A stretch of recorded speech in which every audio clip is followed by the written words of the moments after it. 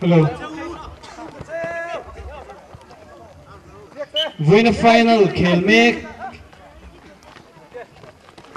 Kurpui Tigers le dum खेल Devils te first round trong fourth round anh in खेल đàn kan han puang mấy mấy nghe first round là tham Kurpui hiền 6-3 in anh nè second round là 3-1 in anh nè le third round là dum खेल Devils hiền phum anh nè tổ sao cái này với này hiền nghe in खेल result kan en make cái này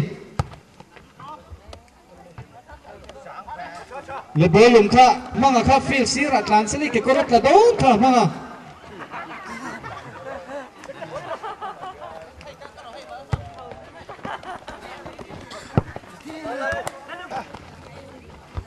khole bhai nam tut mai in nam kha oi lo nia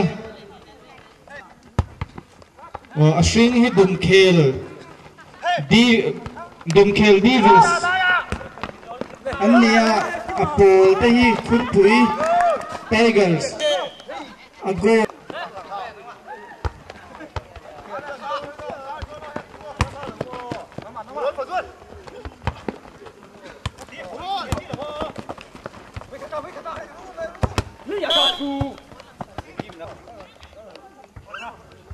Out zone hi iPod zone championship kan goalkeeper final min khen pui tu ni amaro chu final penalty shoot out adang tuan zo talawa draw one in samtang GST an chaklo ta lo thunga te hi GSA committee tana khaber le pitlak bera an ngayan khan chuate nia tisual lo tura pho kan bei se ya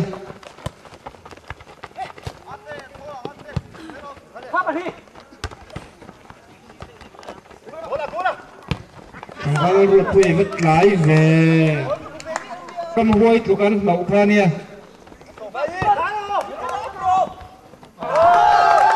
Ada karena Seal Fakzolan, ahead goal takur pui, Tigers tan goal karena Seal Fakzolan, alung nang ina tau goal.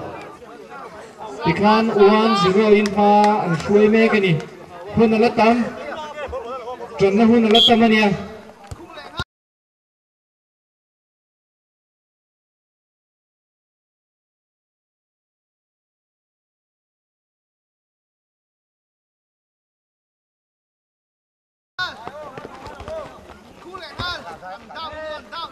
Madi ngakan trang seran pur serat sang cuma le.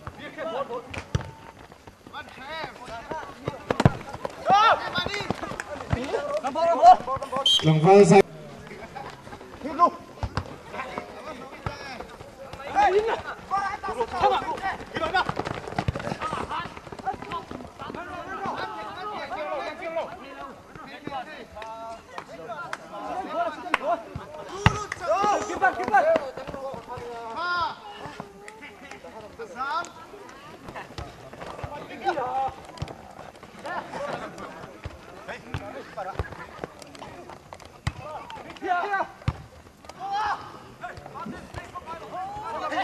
Vinh champion thể hiện Pilai cup mối tắc mấy lệ medal mối tắc tắc Pilai hiện đồ anh nẹp diêu nè tổ Pilai chêng sang medal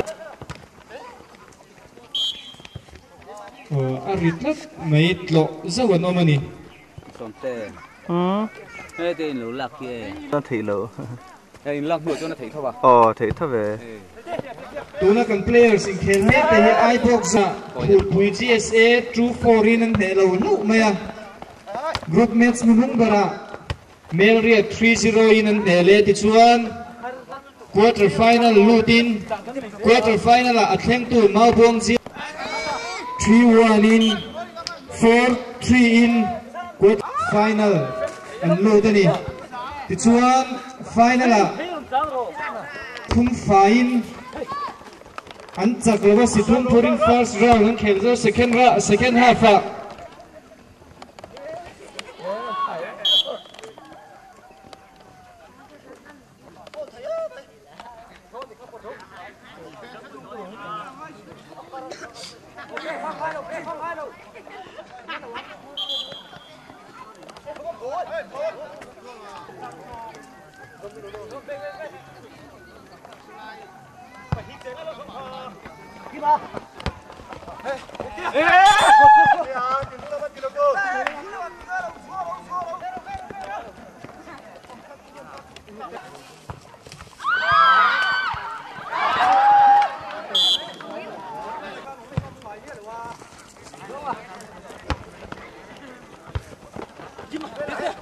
Bolo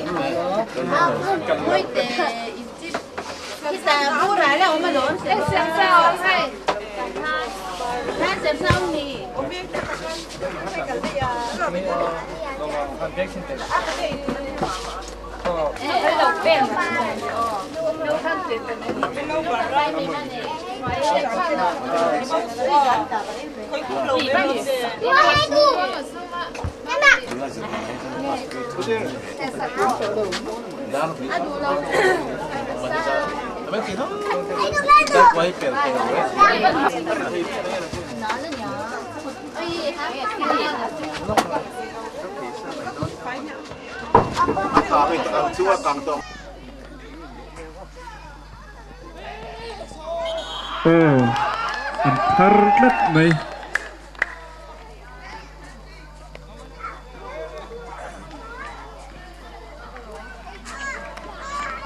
atu ve tan po chan ngai ne dia ma in khelan nuam tul le hala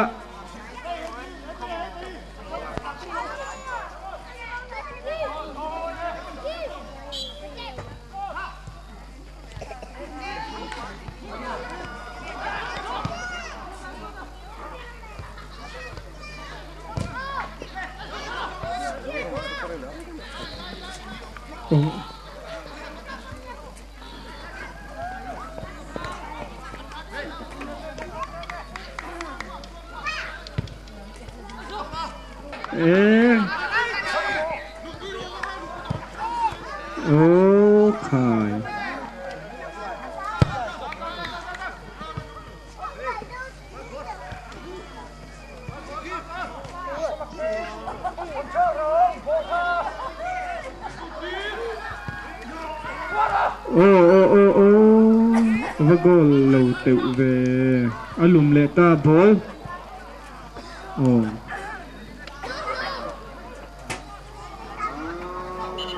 khá biết suộc phốt rồi lên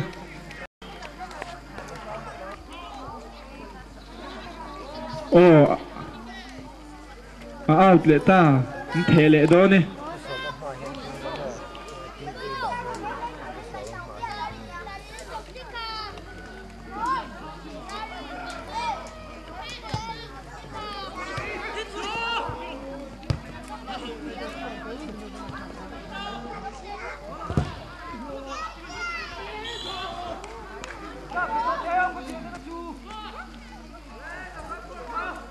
inti pal khan lau la phim khur takin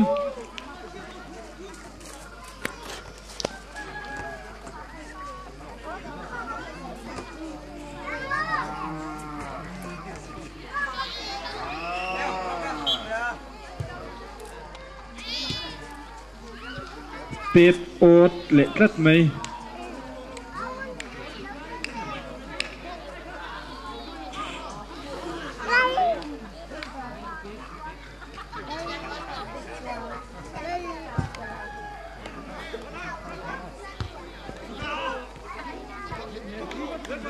okay man ball chang o zoraman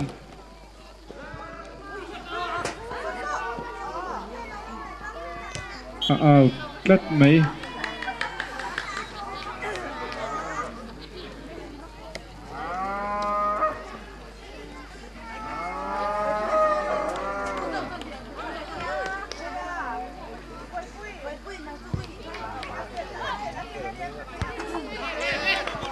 oh thân thì mình ết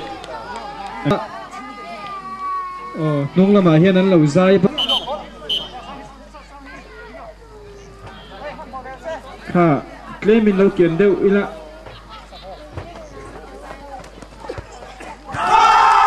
goal lệ ta lợi này lên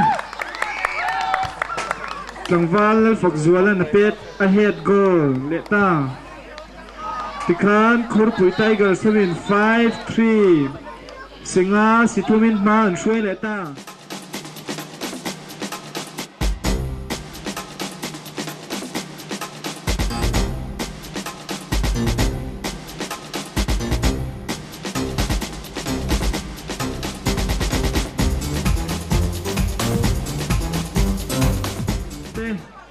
Trần Ngai Apola min voi nga an pet gola a sing la min voi thum tlangwal zai na pet lume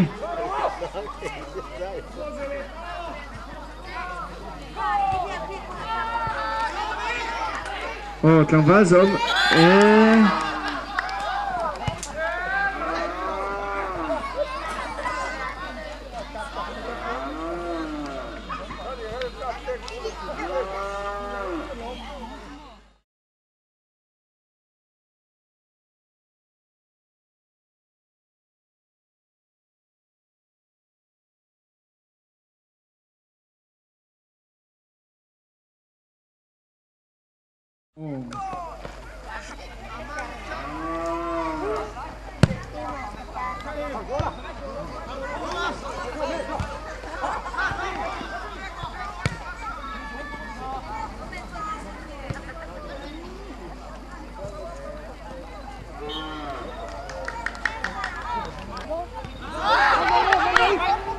vắt cho em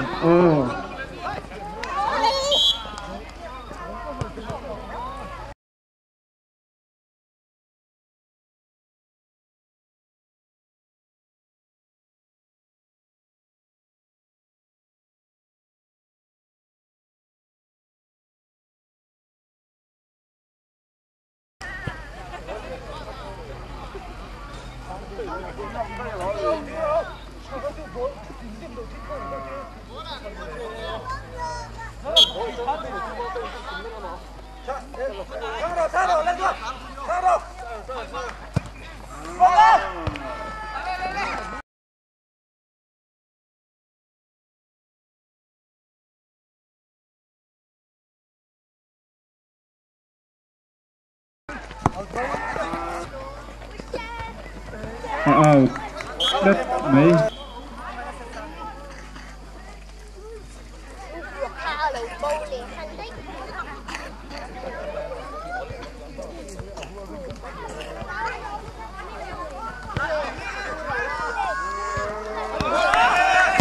ở phần môi em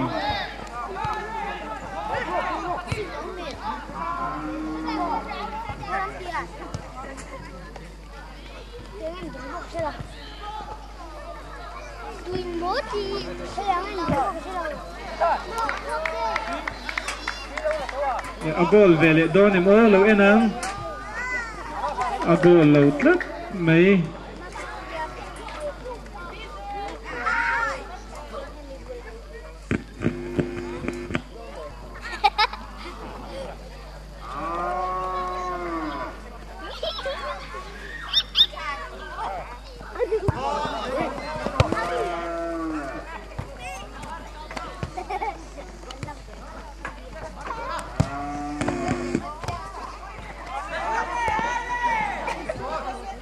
Acha.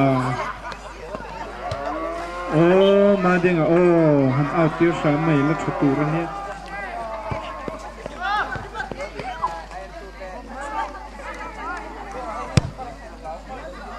Nè suy khi lâu bal chè ngà xía mà bồi thác xía.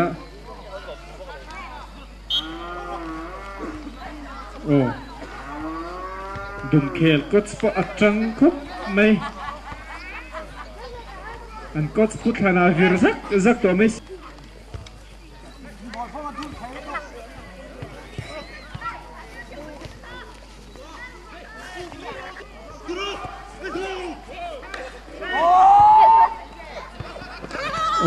Trong vào rồi ba tao úp thôi.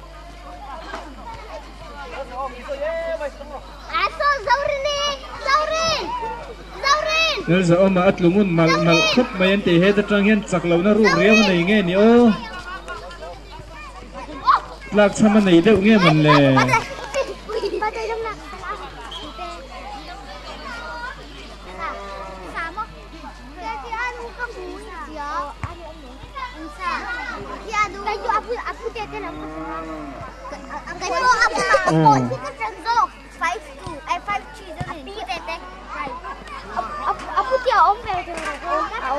Trong đó cái mà blue son là chặt rồi.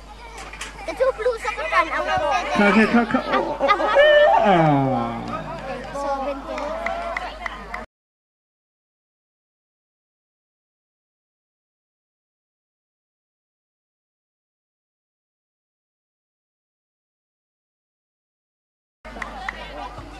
anh luôn mình được sao cũng mình được về. Đây cô, nó bắt hẹn với lá. Trong vào xa ya rồi lim phê. Lâu đắng lệ ta. Mà đi nó khẩn gỗ đó nữa mà đi. Khẩn gỗ lệ lâu.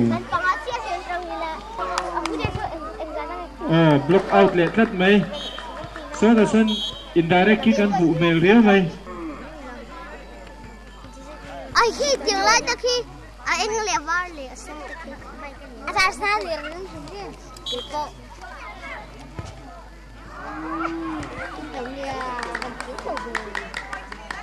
Qua son đó dấu mì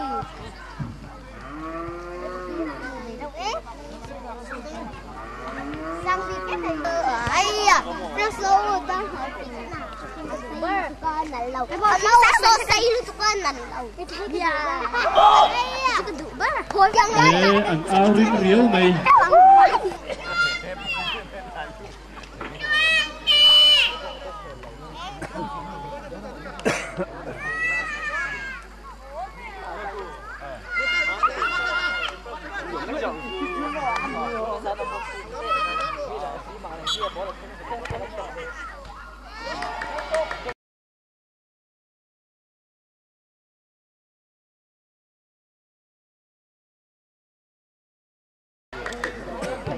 Goal lâu cắt mấy cái pari là lâu bắn lệ ta.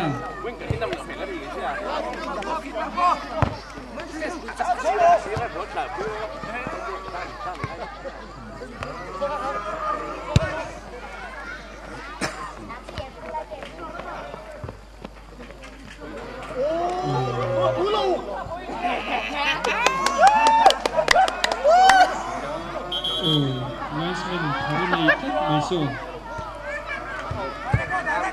Ini mata tu Gol, gol! Berarti banyak lain lah. Lo harus dar. Ini France ni kan lah kan. Hello, kami tu mana? Penalti lo mo. Altman, ani so. Ha ha.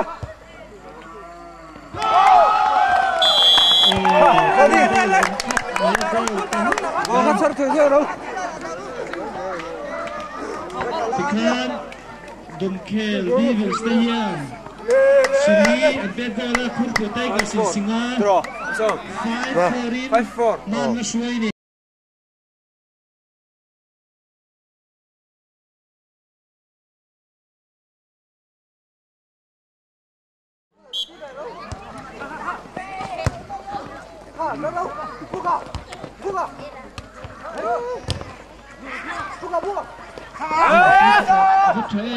Offside.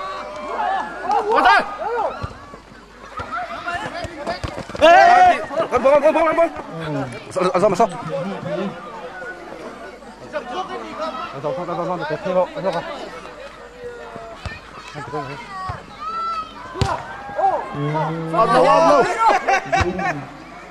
Bắt đầu nào. Bắt đi đâu hả? Hành bơi. Đâu. Lên.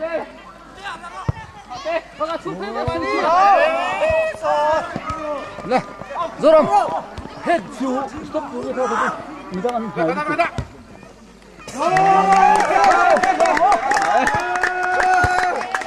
Sút nó, sút nó rồi. Bên này còn vui rồi. Ball. Saka. Em làm rung rồi mà tao xuống nó sẽ tán thể rồi em ấy. Bắt tiên ạ. Không.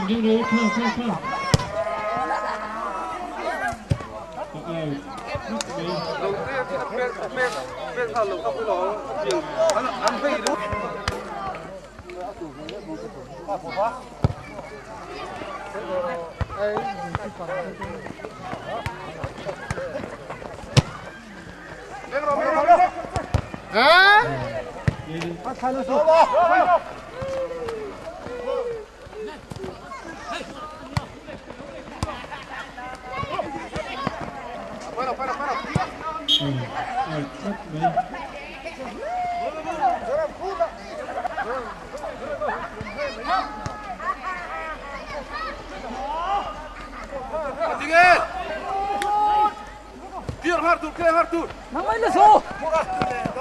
Niro. Ulo.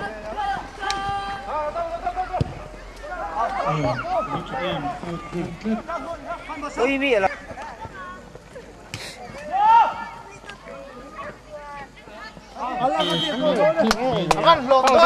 Mình thiên xin qua sân thì là vào. Lại xuống thì là ini tu ni.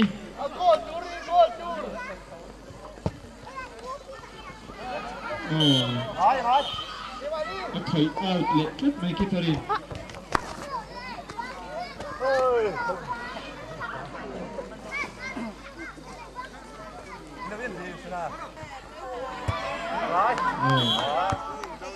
Cái goal từ cái nó cái hình bóng.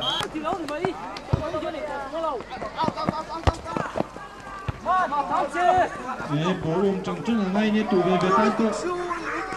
Anh sẽ phô tan trận này là rồi là anh sẽ phô về tan tu in pha đã chi luôn. Anh nhớ tụi. Tin tin phần háo tập han. Lút đâu là. Let's go, Taro.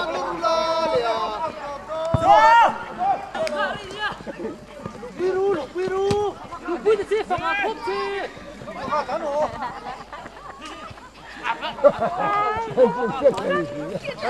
Cái mà đi. Cái sân này không.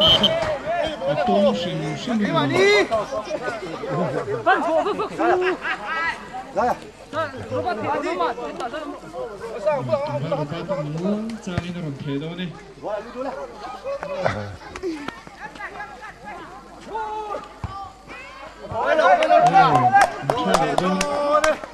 Go le lo que tú soy te. Ra. Go.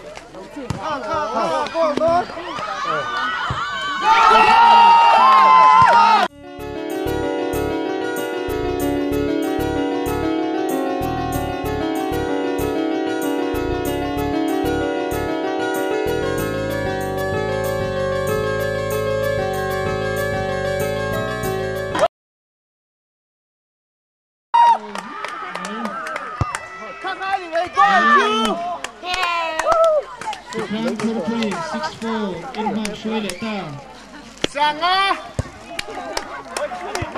Hal Zoma top scorer đi khắp tung. Tẩy mang ai. Lại không. Cái gì lo? Cái sút thấy rồi. Tẩy mang ai. Let's go now, me. Control. Puedo, mà đi.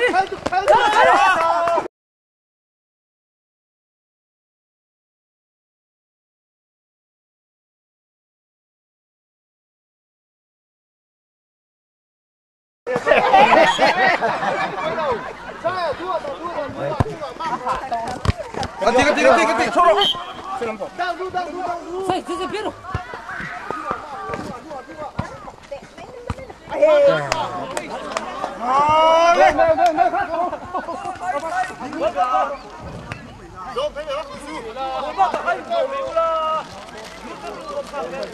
Anh được bao nhiêu nè? Xin chào nhau về là. Phải cái là mấy về mấy. Bố lùm với áo thì sao bố này? Vậy ngon đó. Bố lùm với.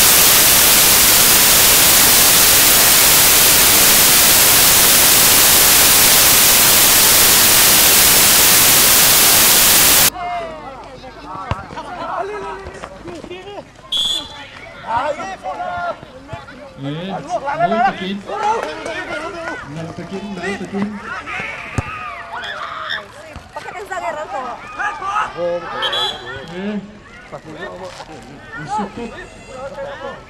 Support pa oi ni William. Kita mentor support pa. Antara William.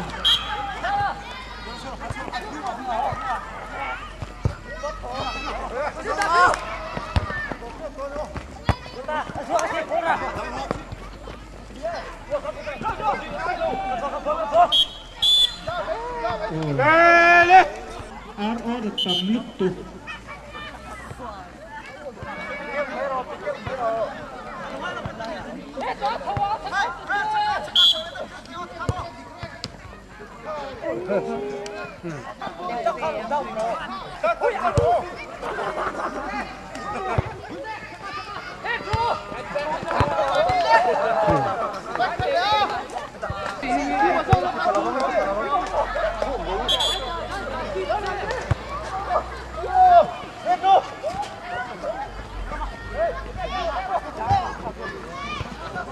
Đang đâu thôi, thời gian đang đâu. Hết rồi. Phê rồi.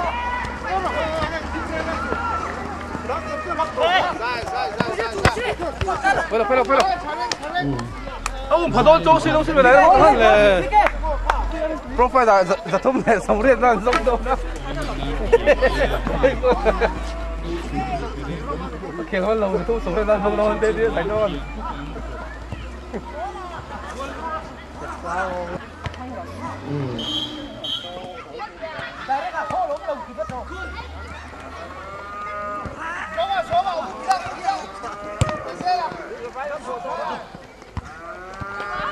Ra cái gì thì nó đi chỏ cái. Em có là khao bốc sẵn rồi không? Sao đâu? Sao đó? Khi đi nó thủng lệ ta. Giờ đó. Mà tiếng cơ. Không phải bỏ ha. Cái chân xe lên. Phải là nó lệ ta. Cha lùi mình đưa lên đó.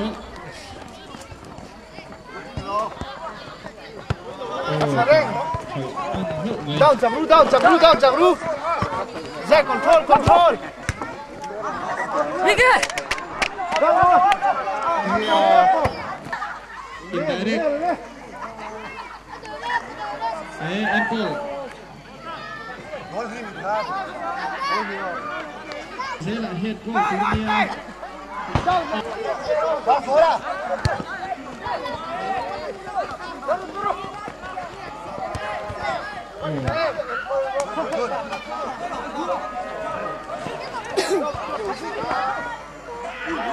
Down.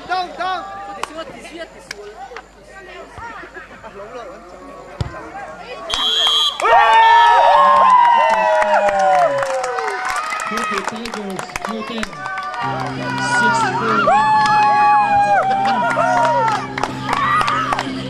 6-4.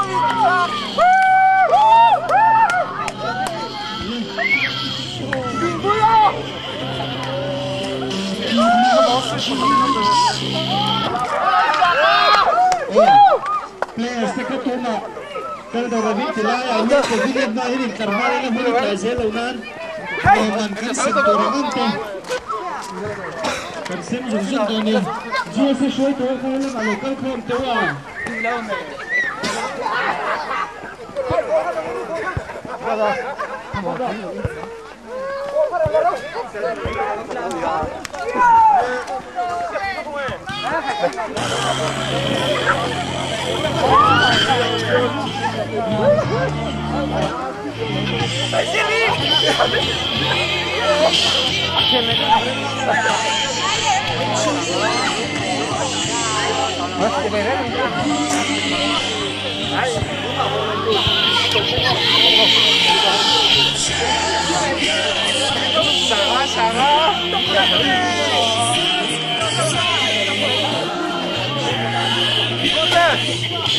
cái lời vết lâu lâu rồi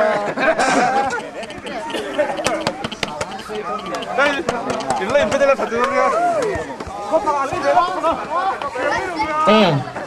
jersey ha zum zum kan tar chungin suk faya ashin hatu ten jersey mena apel hatu ten mena ni vek turani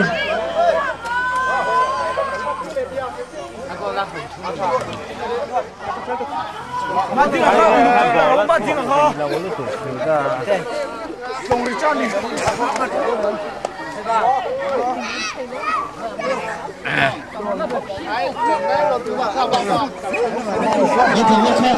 Hết cả lên cờ về đây. Mình đang sáng tay qua hết cả.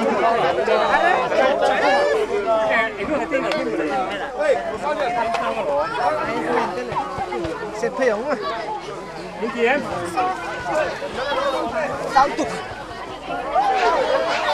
Lalthamona Memorial Football League Championship 2010 với nia atop na akhara hun kan mang thei hello mama với nia min chom tu zong zong no panga changa puitling ate bera chang liam ber thengin lom thu kan soya abik takin min sponsor tu pilai mangai te chung ko chunga lom thu kan soya tin players zong zong te thunem ngai taka football ron khelte lom thu kan soya no pang ball min sar sak tu zong zong tele min chom tu supporter zong zong te chunga khan lom thu kan soinon le ni huna reise lo nan lomon semtor kan na yang ang te kan semanga ama saberin best ball boy kan sem don ni chumi lomon min pek sak to chuan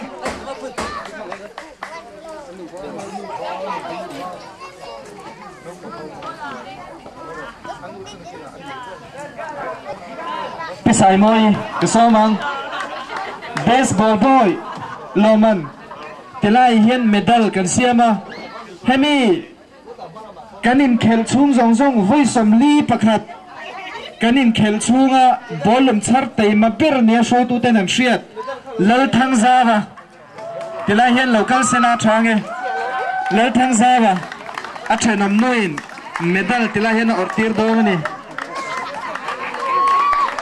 Kedengan,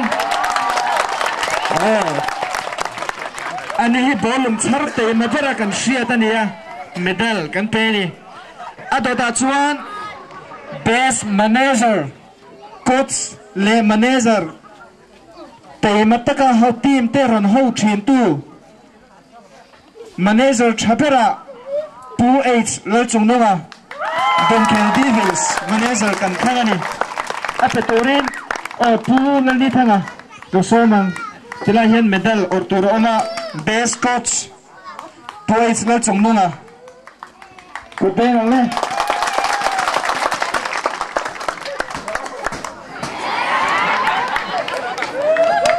le lomang kan simle tu hi min pek sak turin pima heti kan somange top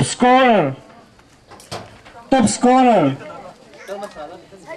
heta hian poisa fai cheng zanga le trophy le poisa fai voice of mele perokpet goal top scorer ni tlangwal zo siam le na Dunkel Devils Scots lo mang ni sem sak turin pima heti so mang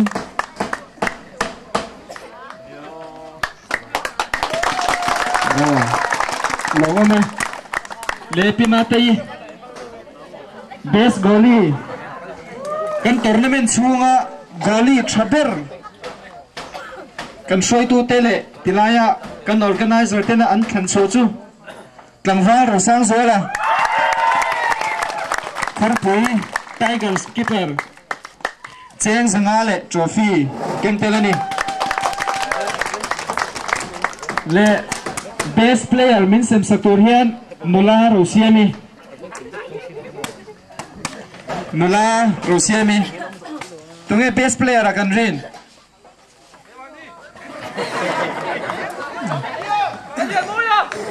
oh best player Tlangval Zai Than Moya kan khani Cheng Zangale trophy Mong Changin arin lau te hina dong ani oh chulne don phok saman niam apum puya ale zong chera point masang ber train kan sem thongang oh misen saktur hian konge oh pulal huna tau dum coach ani hi coach chapera khana tling trep atling zo talawa lama min sem saktur lo somang fourth runners up team captain local sila Tlangval Roliana Buro Fighters Anihan points som pariat anmoni Kisuan adotle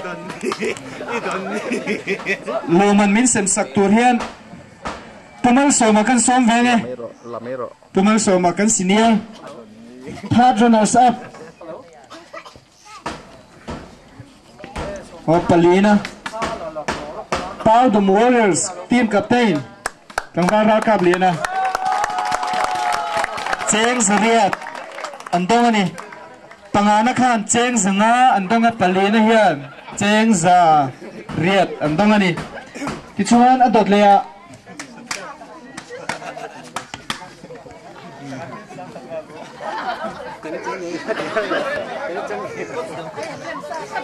Oh Puthana kha heta local sela miron sem sakvete sia oh dumkhel devils coachania kanan so mangeni second runners up Cheng Sangkhat dong turin team captain Verin Dika kolosele bolu tsunami kapuna ani hen point som dile panhi anmoni le kan lo me lo ma min sem sakto te kan lo me ti chuan pahina hi ain do tai lo kalangai dona tila hian oh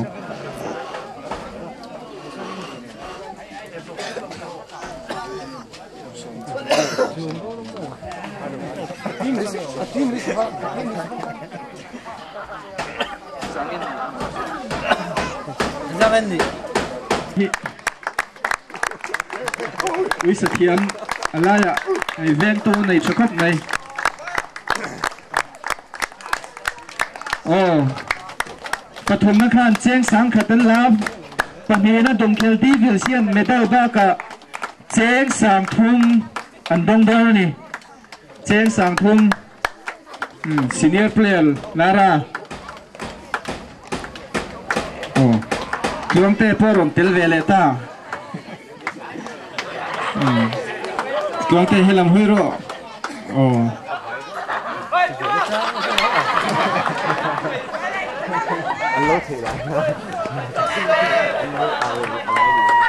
oh tikhan intlaro klongte intlarvero le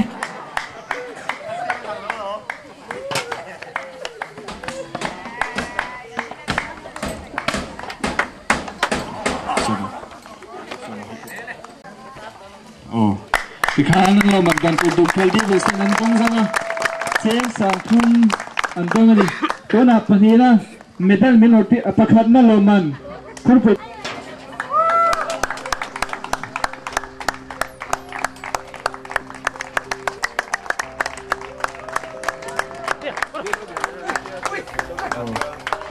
chang chung khop noi ui Sathiam mi min veng reng ania lo thon tu ro reng lo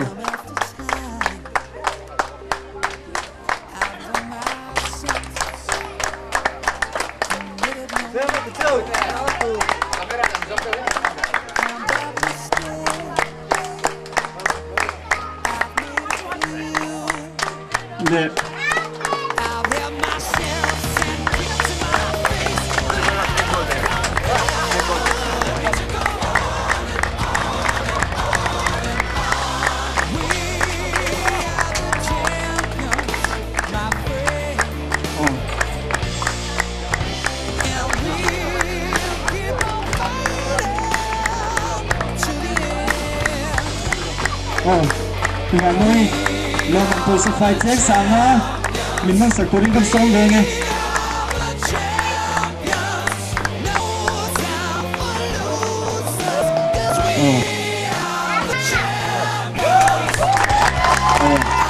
xuống hết ạ chết liền chỉ chết sáng mất chết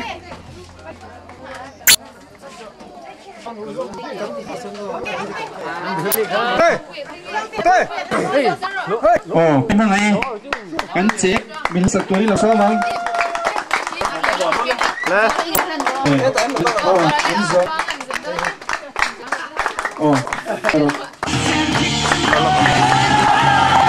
เป็นคนถ้าเป็นปลาเราทางเนี่ยทางเองและ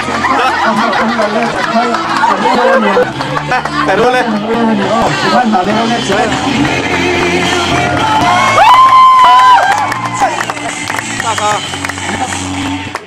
cắt lỗ hoàn đáng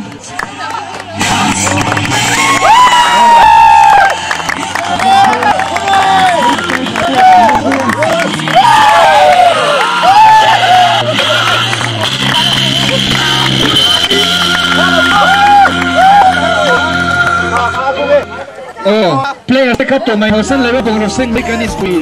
Don't you know? Don't know how to win. Gun in full.